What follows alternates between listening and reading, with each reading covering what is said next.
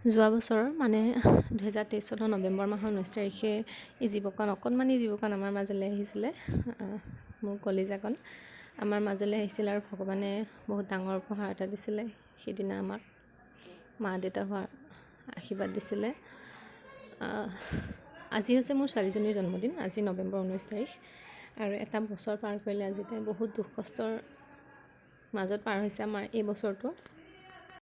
বহুত দুখৰ মাজত আজি এই পৰ্যায়টো পাইছোঁহি, কিন্তু দুখ বুলি নকওঁ, আচলতে ভগৱানৰ আশীৰ্বাদ বুলি কৈছোঁ। ভগৱানে যে ইমানখিনি আশীৰ্বাদ দি আজি আমাক এই পৰ্যায়টোলৈ আনিছে, তেওঁক সেইকাৰণে বাৰে বাৰে প্ৰণাম কৰোঁ। তেওঁৰ আশীৰ্বাদ নোহোৱা হ'লে আজি ইমানখিনি নহ'লে হয়।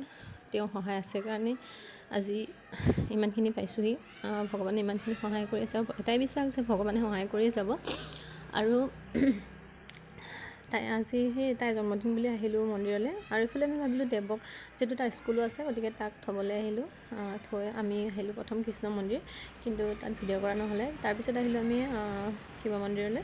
তাৰপিছতে হনুমান মন্দিৰ গ'লোঁ। হনুমান মন্দিৰৰ পৰা আহি মামাহঁতৰ ঘৰত সোমালোঁ। মামাহঁতৰ ঘৰত সোমাই মানে মা যিহেতু তাতে আছে, গতিকে তালৈ গৈ মাক লগ কৰি তাৰপিছত আমি গাঁৱতে মন্দিৰভাগ আছে শিৱ মন্দিৰ, তাতো সোমাই বন্তি দি থৈ আহিলোঁ আৰু আশীৰ্বাদ কৰিব ছোৱালীজনী যাতে ভৱিষ্যতে ভাল মানুহ হ'ব পাৰে।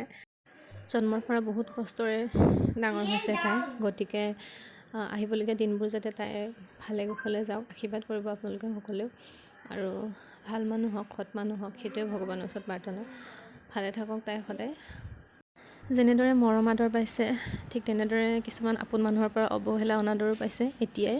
সেইবোৰো ভগৱানৰ ওপৰতে এৰিছোঁ, কাৰণ এটাই বুজিছোঁ যে পৃথিৱীত যেনেদৰে ভাল মানুহ আছে তেনেদৰে বেয়া মানুহ আছে।